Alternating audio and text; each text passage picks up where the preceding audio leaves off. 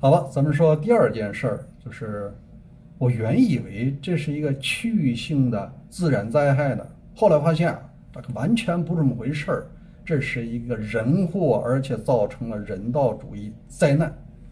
大家通过国内的新闻都看到了，在7月6号，广西啊，它省会南宁有一个区叫做六兰水库，这个水库啊，因为阴雨溃坝了。按说这种事儿啊，全国各地不到处都有吗？但这次啊不一样，因为它造成的损失太大了。周边的人们现在开始防蛇，有成千上万的眼镜蛇、大王蛇已经在水里了，而且有人啊已经被咬死了。关于这件事，咱必须跟你详细说说，要不然啊，你以为这是一个个案了。因为我刚看了一下数据，与此同时，广西另外一个城市叫做贵港也发生了水灾。你看，这种蛇患可不是南宁一处。与此同时啊，湖北的黄冈也发生了超强的龙卷风，把建筑物、学校、体育场的盖儿直接给掀了，也造成了人的伤亡。那我们就来看看啊，中国在应对的时候啊，就一个字儿：删。你只要是提这件事儿啊，在抖音、快手、什么小红书全部给你删掉。但是有些人呢，把这些宝贵的信息、当场的信息啊，打包以后分享的一些群里，我看到了啊，触目惊心。因为这个视频正好记录了这个坝从淹没顶到溃的整个过程。咱们先说第一个，首先啊，这个坝的质量是严重不合格。你这么说吧啊，按说应该是钢筋混凝土吧，但是通过视频发现，它顶多有这么厚，也就是4厘米厚是钢筋混凝土，里边它就是黄土，这根本没有钢筋混凝土，还不如那个当年九江大堤用竹竿替代钢筋呢。因为竹竿多少钱一斤？钢筋水泥多少钱一斤？为了降低成本，人家用竹竿，这个啊直接用黄土。所以说啊，2分钟之内这个坝直接就溃掉了。按说地下这些泄洪区的人受灾伤亡是比较多的，但这次啊出现一个特殊情况，就是广西作为中国的蛇类养殖基地，那些养殖基地的蛇被冲水里了。我看过好几个视频啊，你看着都非常的可怕。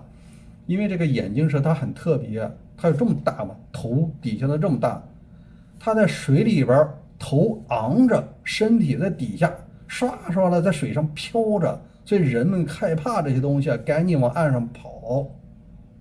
那咱们就来问一下，这些蛇类的养殖场、毒蛇的养殖场为什么要建在泄洪区呢？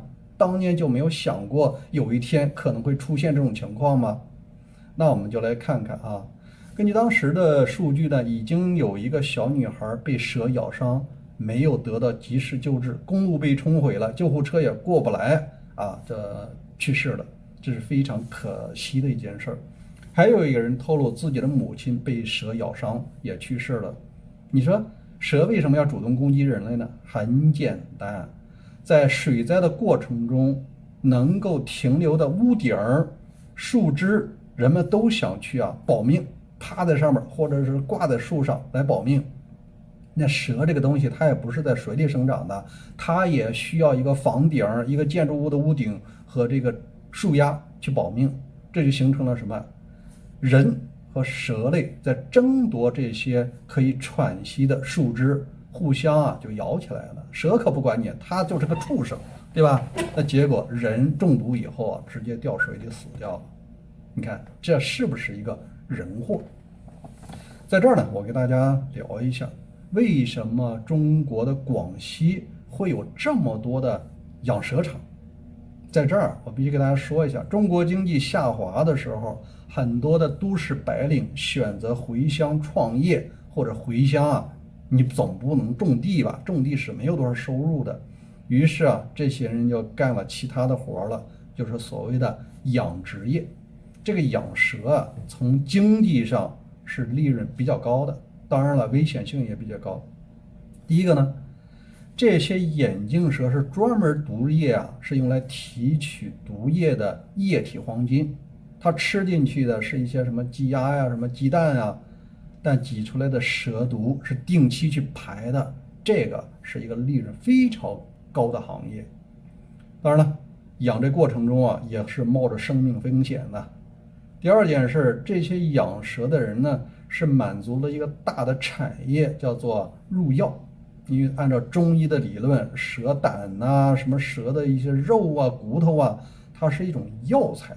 哎，这些呢卖给一些制药企业，这些药呢据说能够滋补，当然大多数只是谎言了。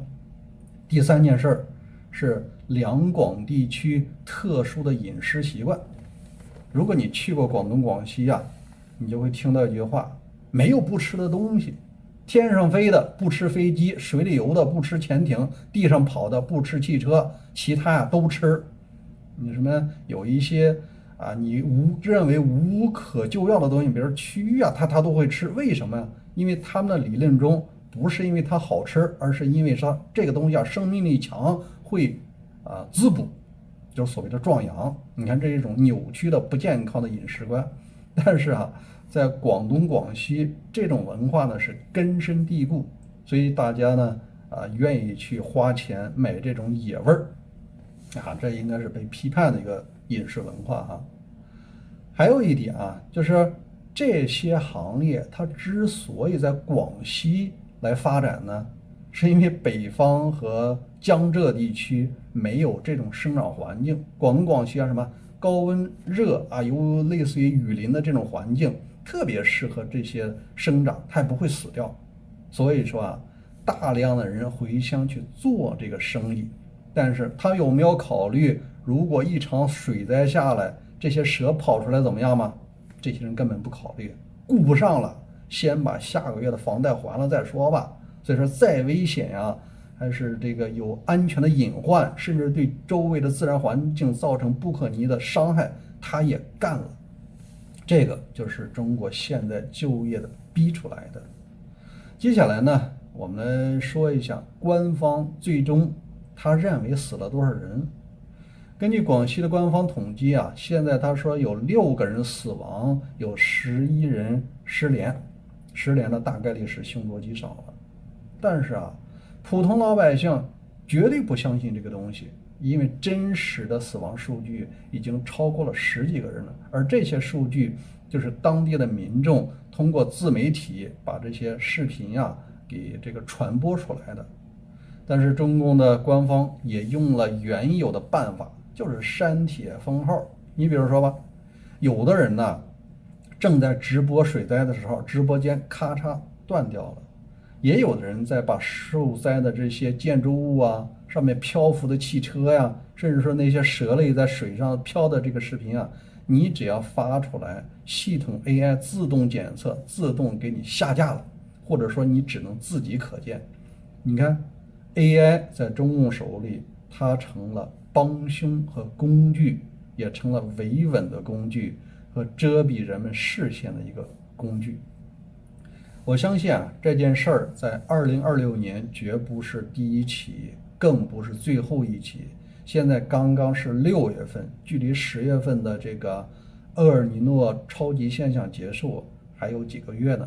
所以说，无论你在南方的地区，还是在这个江浙沪地区、长三角地区，还是说这个广东广西，都应该关注周围你有没有人干这个活，挣这个钱，就办这种养殖场、养蛇场。如果有的话呀，你还是真的要关注一下自己的孩子、老人啊。如果发现有水灾，赶紧往高处走。如果发现这蛇类啊，你不要接近它，因为这个蛇类它有自己的这个防卫意识。所以说，这就是一个悲剧。老百姓要完全的避开这些灾难是不容易的。好了，我们接下来呢聊第3件事，就是